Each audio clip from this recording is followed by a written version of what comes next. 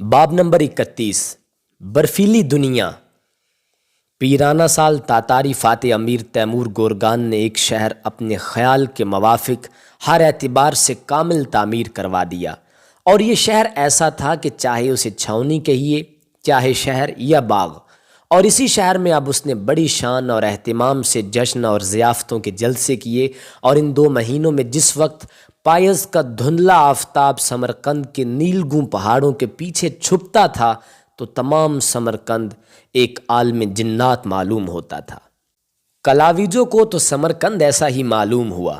اس نے مکانوں کے صحنوں کو پھولوں اور پھلوں سے بھرا دیکھا، راستوں کے کنارے عالیشان محل اور سڑکوں پر تختے رواں اور ہنڈولے جواہرات سے جگمگ کرتے ادھر سے ادھر جاتے نظر آئے۔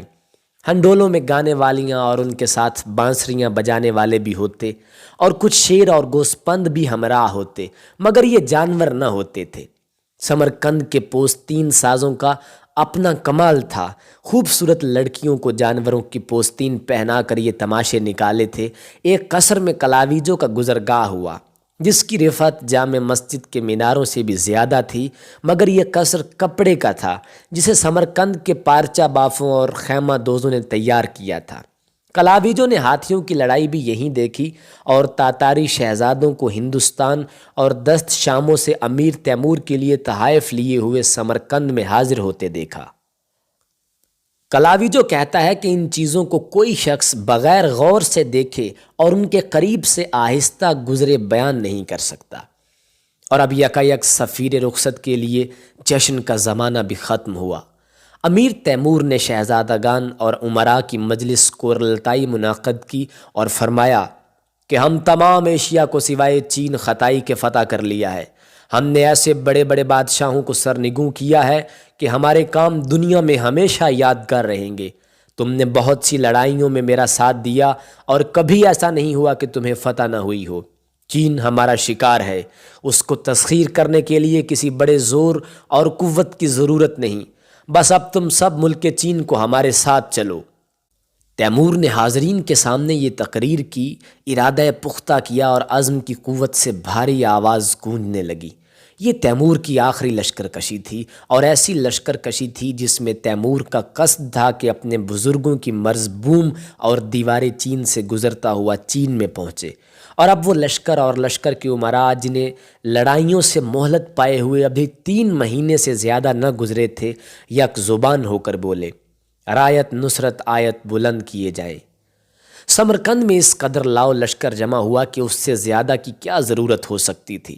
2 لاکھ سپاہ مختلف قشونوں میں تقسیم ہو کر ان چھاؤنیوں کی طرف حرکت میں آئی جو چین کی سڑک کے کنارے تھیں۔ جاڑا شروع تھا، بام دنیا تاغ و پیش پر برف باری کے بند ہونے کا انتظار کرنا ضروری تھا، مگر تیمور کو اتنا صبر کہاں تھا کہ جاڑا ختم کر کے موسم بہار کے آنے کا انتظار کرتا۔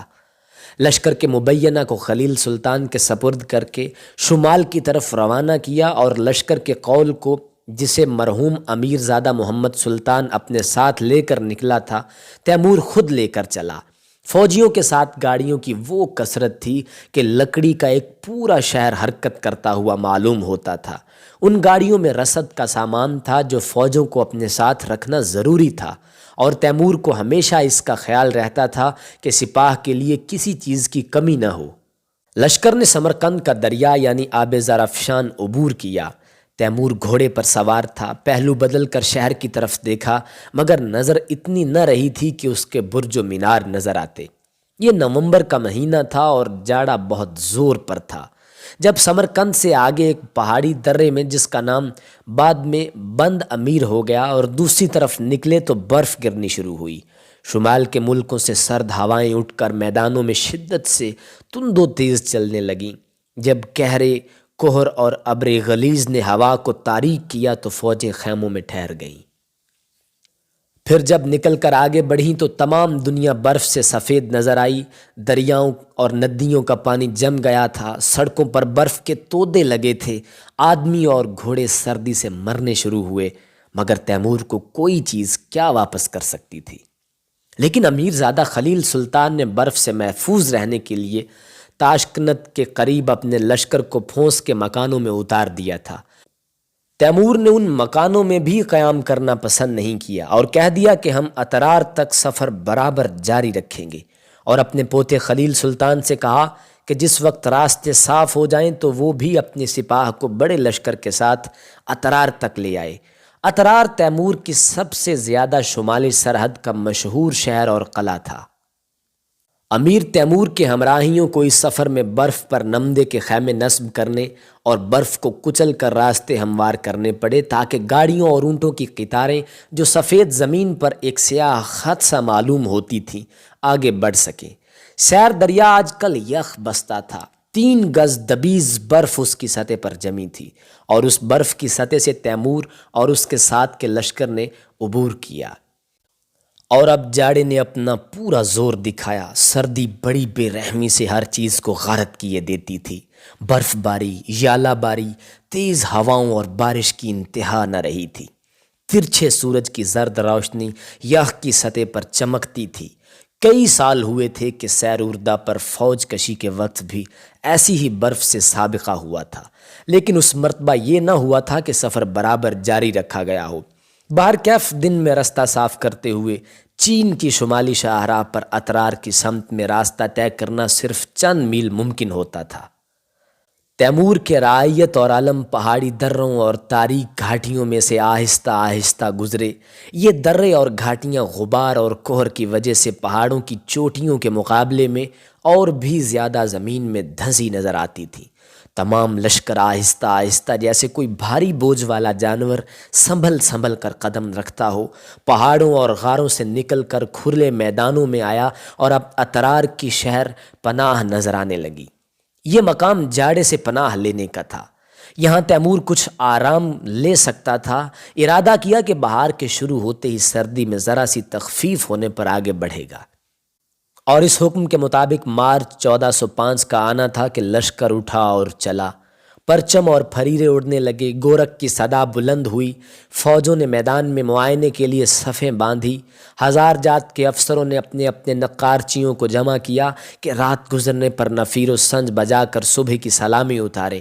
نفیر کی آواز بلند ہوئی، کوس اور نقارے گرجنے لگے، لاکھوں گھوڑوں کی ٹاپوں کی آواز بھی اس شور میں شامل تھی۔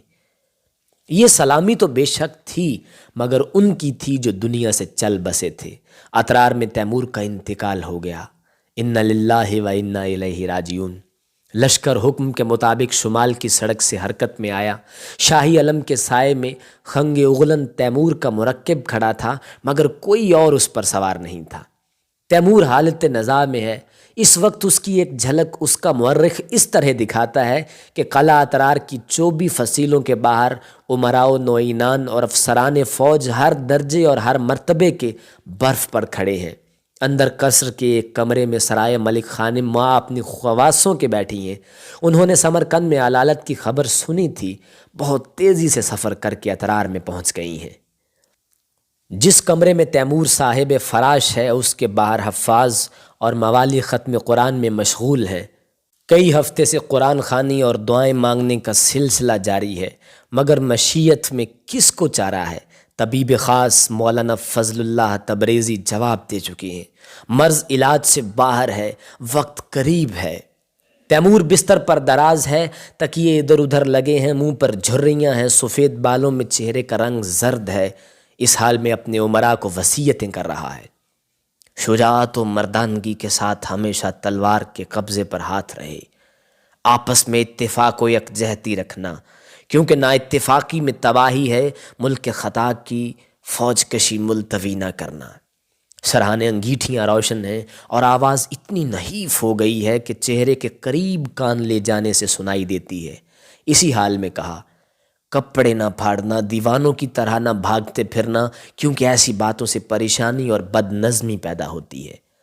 امیر نور الدین اور شاہ ملک کو قریب بلایا اور کسی قدر زور سے کہا، جہانگیر کے فرزند پیر محمد کو میں اپنا جانشین مقرر کرتا ہوں، اسے سمرقند میں رہنا ہوگا۔ تمام لشکر اور معاملات دیوانی پر اسے پورے اختیارات ہوں گے۔ میرا حکم ہے کہ تم سب اپنی تمام عمر اس کی متابعت اور تائید میں صرف کرنا، اسے تمام دور دراز کے ممالک کے محروسہ اور سمرقند پر حکومت کرنی ہوگی۔ اگر تم نے اس کی مطاعت نہ کی تو پھر اس کا نتیجہ تشویش و نزاع ہوگا۔ اعظم امراء میں سے ہر ایک نے قسم کھائی کہ وصیت کے مطابق ان کا عمل ہوگا، اور عرض کیا کہ اپنے اور پوتوں کو بھی طلب فرما لیں تاکہ یہ احکام وہ بھی اپنے کانوں سے سن لیں۔ اس جملے کو سنتے ہی برہمی اور اضطراب کی جو حالت تذبذب و تاخیر کے خیال سے طاری ہوا کرتی تھی وہی چہرے پر فوراً پیدا ہوئی اور کہا بس یہ آخری دربار ہے، خدا کو یوں ہی منظور تھا۔ اس کے تھوڑی ہی دیر بعد اپنے ہی دل سے مخاطب ہو کر کہا اس وقت اور کوئی تمنا بجز اس کے نہ تھی کہ شاہ رخ کو ایک مرتبہ اور دیکھ لیتا، مگر یہ ناممکن ہے۔ یہ ناممکن کا لفظ غالباً تمام عمر میں آج پہلی دفعہ تیمور کی زبان پر آیا تھا۔